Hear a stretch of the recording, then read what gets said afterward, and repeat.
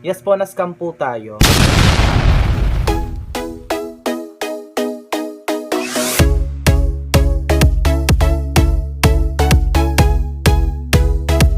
Hey, what's up guys? Welcome back to my channel. It's me, Samsok, with a triple K na magbibigay sa inyo ng kasiyahan, kalokohan, at kaitiman. Ayan, so for today's video, medyo mababa ang ating energy kasi meron pong nangyari sa akin at meron po tayong di inaasahang magaganap sa buhay ko, which is, yes po, kung nakikita nyo po sa thumbnail at saka sa title, yes po, na-scam po tayo. Oh no! So, ngayon is mag-i-story time tayo kung paano nga ba nangyari ang mga kaganapang yun. So, way back, nung last na nag-upload ako, which is yung prank call, is that right after nakapag-upload ako doon kila Sir Javen, meron pong isang taong nag-chat sa akin through Instagram.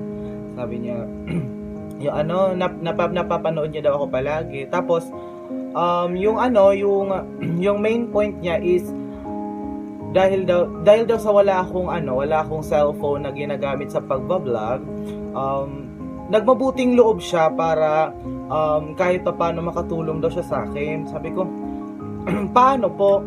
Sabi niya, maghahanap daw ako ng cellphone, tapos sasabihin daw sa kanya kung magkano yung halaga, tapos siya po yung magbabayad nun. Tapos sabi ko, sige po, pero itatry ko po. Tapos sabi niya is that maghahanap din daw siya para sa akin. So that time, naging komportable ako, naging masaya ako, super saya kasi nga magkakaroon ako ng sariling phone at hindi na ako manggagambala sa phone ng pamangkin ko. Tapos sabi ko, sige po. At that night, kasi komportable na nga ako kasi siya na lang yung maghahanap ng phone.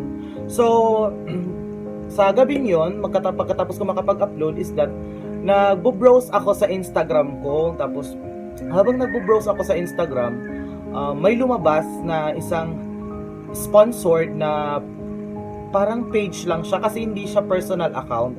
So parang page lang siya ng store, which is pang iPhone talaga siya.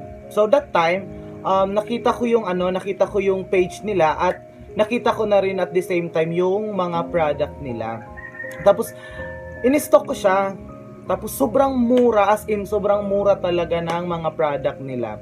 So, sabi ko, nung that time, nagdududa na ako kasi sobrang mura. Sabi ko, hala, bakit naman sobrang mura nito? Tapos kung iisipin natin, walang 10,000 na halaga ang isang iPhone. Tapos, that time, habang nagbo-browse ako, nakita ko yung My Day nila. Sabi nila, promo daw sila. Tapos, nung pinindot ko yung see more, nakita ko yung mga buong detalye talaga na promo sila. Bali kung after ng week na to is babalik sa original price, which is yung 10,000 na iPhone 10 is babalik siya into 14,000. So, nagtaka ako, sabi ko 14,000 ba yung original price talaga ng iPhone 10 sa ngayon, sa 2022. So, ang ginawa ko is nag-research ako, tapos hindi siya nagkakalayo ng price kasi yung price talaga ng iPhone 10 ngayon dito sa Pilipinas is umaabot siya ng 16,000 to 15,000, parang ganun yung nakikita ko sa nire-research ko. Sabi ko, ay parang legit to. Tapos ayun, nag-chat ako, sabi ko, available po ba yung iPhone 10? Tapos magkano po? Tapos ayun, sinend sa akin yung details. Ito yung details. Ayan. Kung ito yung mga price list kung magkano.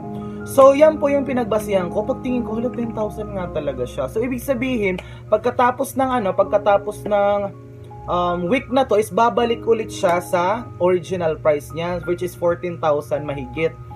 So, sabi ko, okay, i-chat ko si Ate Erica. Guys, si Ate Erica nga pala yung nag-sponsor sa akin. So, siya po yung nagbabuting loob para tulungan po ako sa aking pagbablog.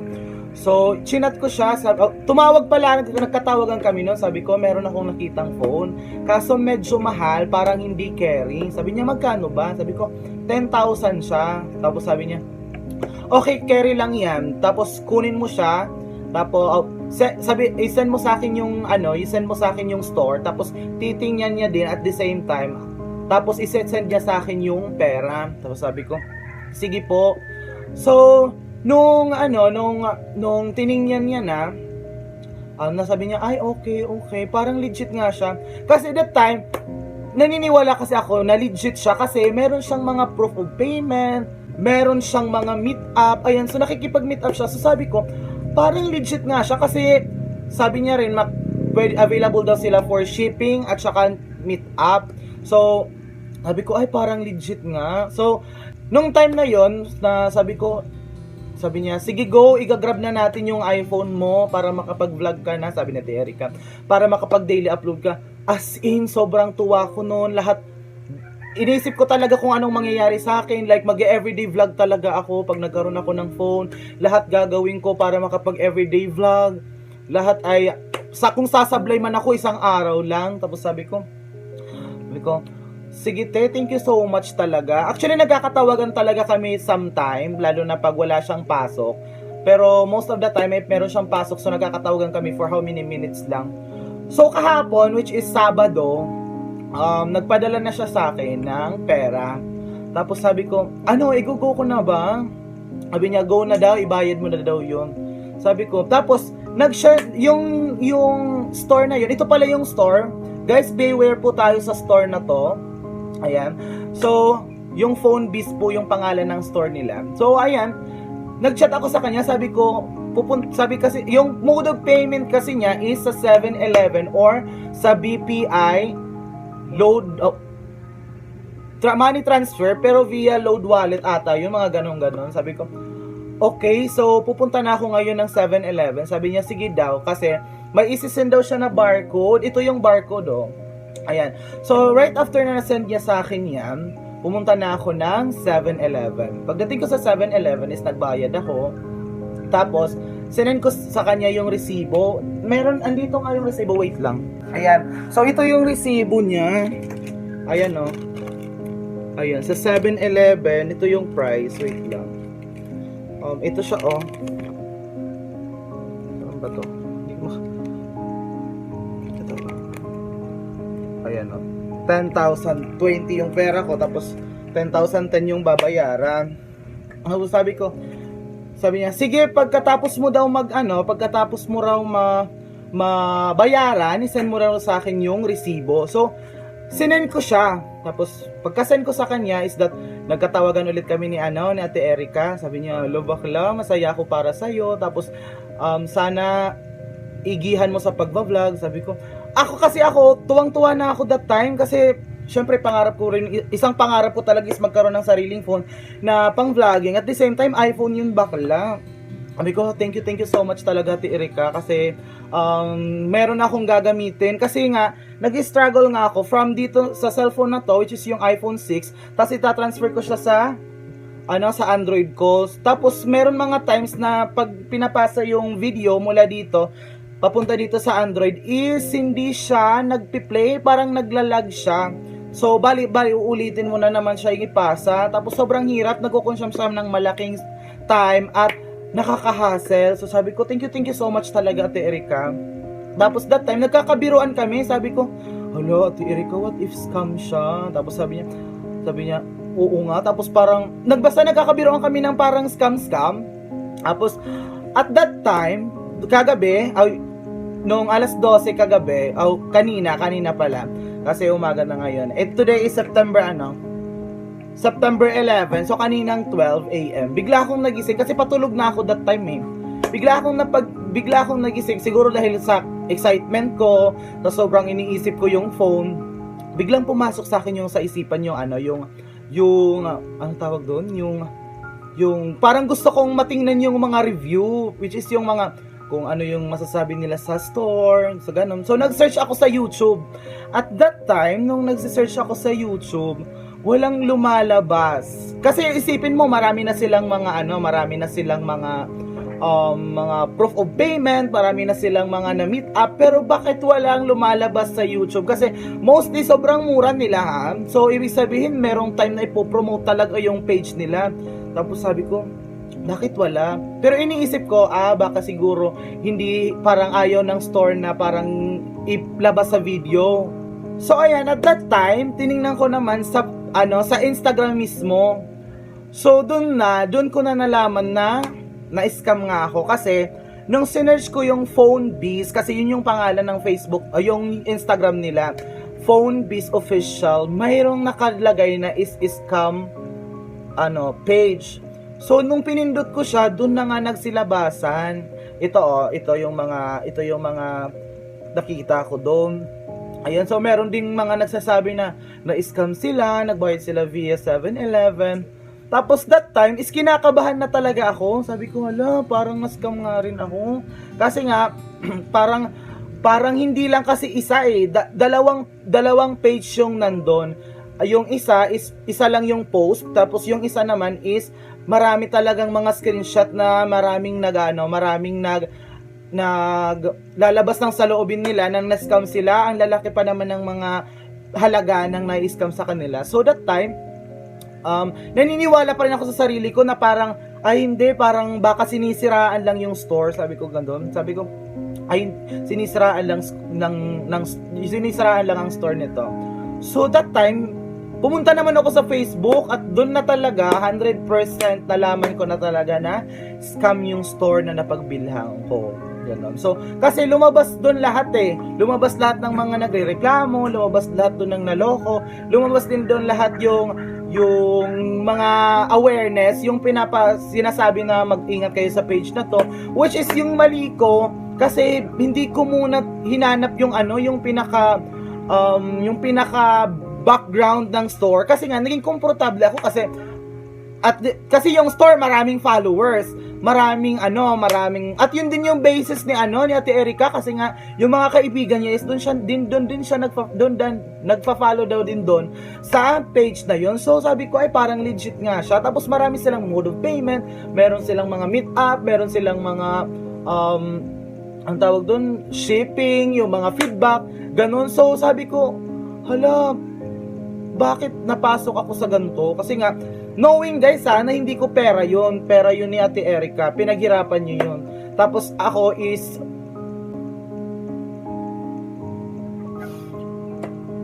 kasi nga tapos bago ko siya bilhin, bago ko siya bayaran sa 7-Eleven guys, maraming mga senyales na parang papasok ako sa mali. Kasi nga yung una, nung natanggap ko na yung pera is that pumunta na agad ako sa 7-Eleven. Pagdating ko sa 7-Eleven is hindi siya nag-reply. Wala siyang nag-reply. Hindi siya nag-reply for how many minutes? As in, matagal pa talaga. Tapos sabi ko, hello po, nandito na po ako sa 7-Eleven. Pakisenda lang po yung barcode para mabayaran ko na po.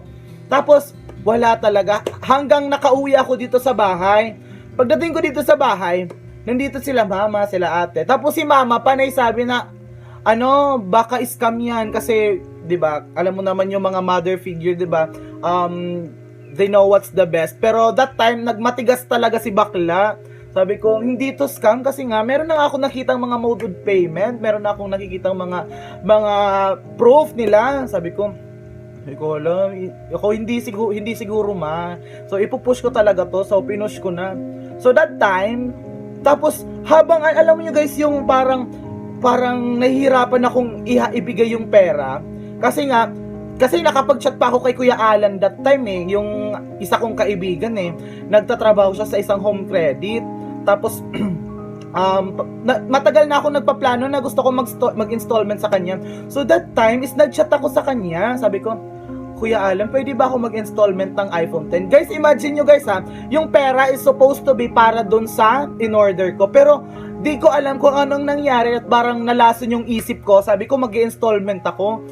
Pero that time naman si Kuya Alan is hindi nakapag-reply. Sabi ko ay wala na talaga, ibibigay ko talaga yung pera. Kasi yung gusto ko is mag-installment na lang ako for insurance at the same time, for assurance at the same time, baka hindi para makuha ko agad yung item. Kasi nga sobrang tagal nang mag-shipping pa. So ayan, hanggang umabot sa point na nag-chat na sa akin sa Instagram yung store. Sabi niya, ito na po yung barcode. Tapos sabi ko, sige, papunta na ako ng 7-Eleven para bayaran yan. Tapos pagdating ko sa 7-Eleven, nakapagbayad na ako that time. So ayun guys, yung nangyari sa akin kung bakit nga ba ako na-scam. So sa lahat po ng mga sa lahat po ng gustong bumili through online, mag-iingat na lang po tayong lahat. i-search nyo po lahat ng background ng store kasi yung mali ko po kasi is hindi ko hinanap yung background ng store. At the same time, parang naging komportable agad ako kasi parang wala silang pakialam kung mag-order ka o hindi. Kasi kung scammer talaga, iniisip ko pag scammer talaga, hikayatin ka hanggat mahikayat. Kaya sa kanila kasi magre-reply lang sila pag nag-chat ka. So sabi ko parang legit nga siya. Sa mga bibili po dyan sa online, mag-iingat po tayo, hanapin po natin yung mga proof of payment. Kasi ito pa pala, may nakita din pala akong post sa Facebook na pinopost yung page nila sa Instagram kasi nga kinukuha daw yung mga picture nila na yung mga shipping nila, yung pakikipag-meet up nila, tapos ina-upload sa page na yun. So yung pa lang is alam ko na scam nga ako. So sobrang laki ng halagang yun, hindi ko pinaghirapan yun, ultimo iniisip ko pa rin na hindi ko naman pera yun. Pero yung fact na meron akong isang taong na nagambala, meron akong taong na sinayang yung pagkakataon. So I'm so sorry talaga, Ate Erica. Yung pera mo po is hindi natin napunta lang sa wala, hindi natin nagamit ng maayos. Sorry po talaga, Ate Erica. At yun na nga, lahat po ng mga nagpaplanong bumili sa online, mag-iingat po tayo at make sure po na legit yung store at meron na po tayong kaibigan na bumili doon at the same time meron na po silang napapatunayan. Kasi isa din pong advice ko is wag po tayong papayag na babayaran muna natin yung item bago ipadala. Kasi yun na nga yung nangyari sa akin. Nagbayad muna ako bago ipadala sa akin, which is wala naman talaga kasi hanggang ngayon hindi sila nagre-reply sa mga chat ko. So sabi ko, hindi, na-scam na talaga ako. At napag-usapan na namin ni Ate Erica yun na hayaan na lang daw, ipasa Diyos na lang. Tapos ayun, maging alert na tayo next time kasi kung ganun pa rin yung mangyayari sa atin, magtitiwala pa rin tayo sa ibang tao. At dito pumapasok yung wag kang magtitiwala sa ibang tao lalo't hindi mo kilala. Kasi minsan nga yung kilala mo, kaya kang lokohin eh.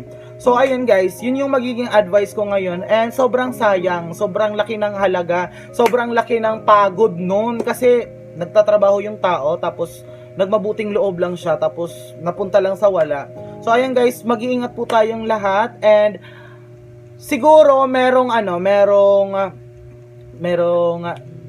reason. So everything's happened for a reason naman, 'di ba? So siguro merong rason kung bakit hindi binigay sa akin yung pagkakataon magkaroon ng cellphone. Kasi 'di ba, baka merong mas magandang balita ang may kapal. So baka meron tayong mas bongga pang blessing diyan. So ayun, mag-iingat na lang po tayong lahat. And I'm so sorry, and magpatuloy pa rin po tayo mag-upload kahit papaano kasi hanggat nakakahiram ako ng cellphone, lalaban tayo. And hanggang dito na lang po ang ating videos. Ayan, mag-iingat po tayong lahat sa mga scammers, sa mga pagsamantala, at sa lahat po ng manggagamit. Mag-iingat po tayong lahat kasi hindi po natin alam kung ano yung pupuntahan natin. Hindi po natin alam kung anong takbo ng buhay natin. So, mag-iingat na lang po tayo palagi. So, hanggang dito na lang po ang ating videos. Ayun, sa sobrang lungkot ko ngayon, halos magmukmok na ako, nalulumo na ako kasi nga sayang, yung pangarap ko biglang bagsak eh, ganun.